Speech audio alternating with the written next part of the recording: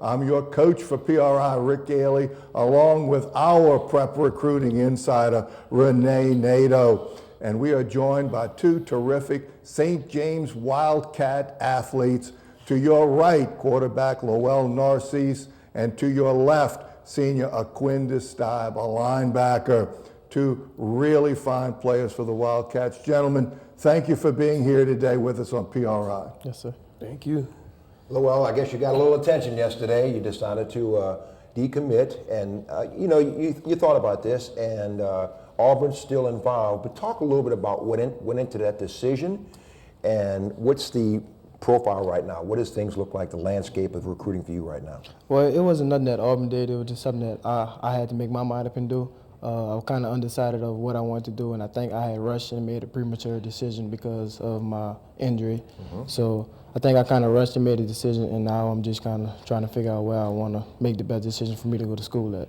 Are there some schools now that you're looking at now, since even though Auburn may still be involved, there are other schools that you're looking at too? Not really, not right now. I'm just focusing on getting myself better and getting my schoolwork done. Okay. Aquindas, three-time All-State guy. Yeah. And you're a weight room guy, I know that. You're a downhill tackler. The recruiting process, Nicholls State is one of the schools that is offered. How is that going for you, and when are you going to make your decision? Are you going to wait till signing day, or what are you looking for in a school?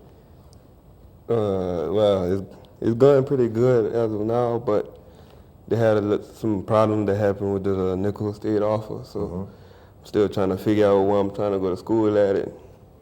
Still got to make a lot of decisions. Okay, and are you going to go all the way to signing day before you decide? Yeah. Okay.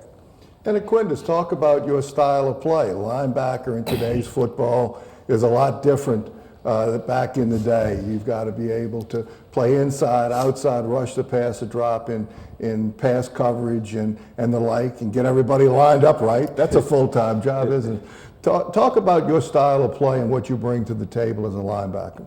Well, as a linebacker, the thing that I most likely had to change was, in past years, all I had to do was make plays. But this past season, I had to make sure everyone was lined up right and become a factor and just think the game more than play it.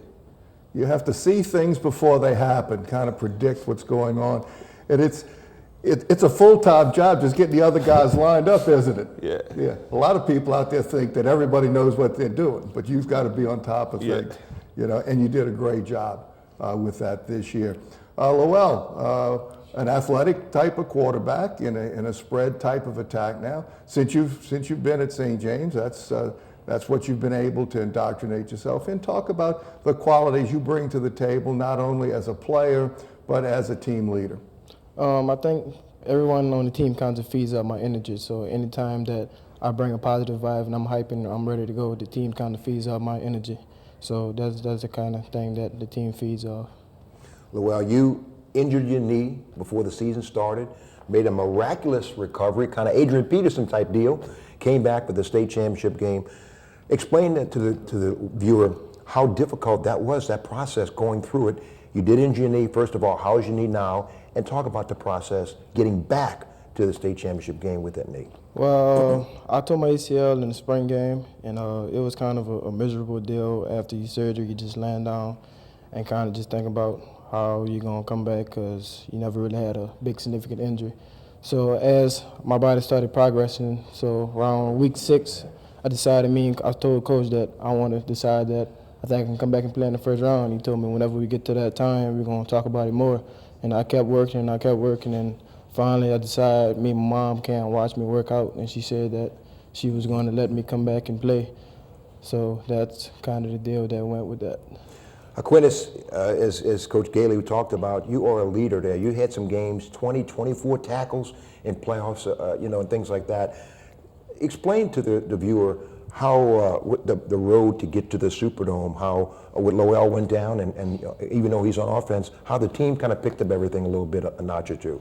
Well, when Lowell went down, everybody just completely counted us out, and DeMarcus stepped up and he became a quarterback that we needed. And it just was a long, hard, up and down road, different games.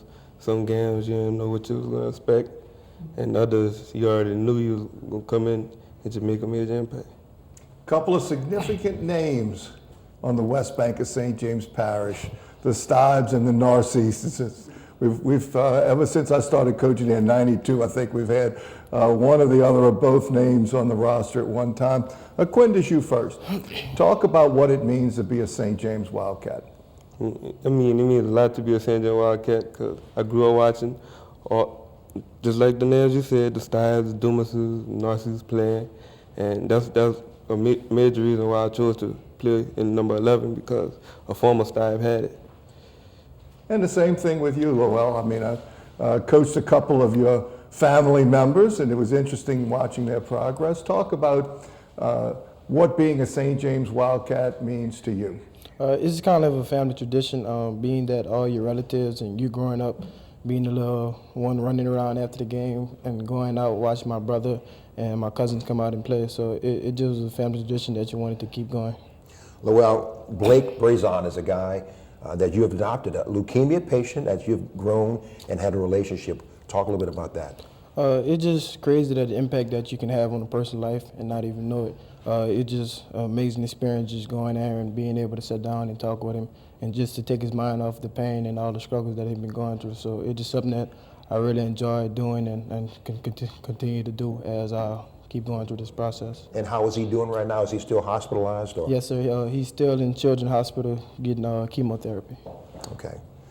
And I'm sorry, go ahead, Rick. Yeah, no, I thought you. No, Aquindas,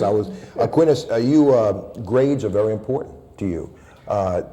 Explain why that is important. Football is one thing, but grades will get you through.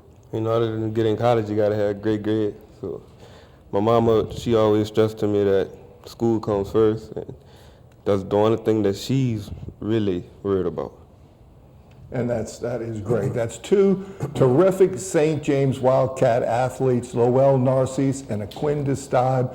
They really epitomize tradition, honor, discipline, excellence that Coach Jenkins has also kept within the program. Take a good look at it. Look right in the camera, fellas. Okay, it's a two-shot. Right there, look at the camera three. Look right there. No game faces, okay? Give them your happy face.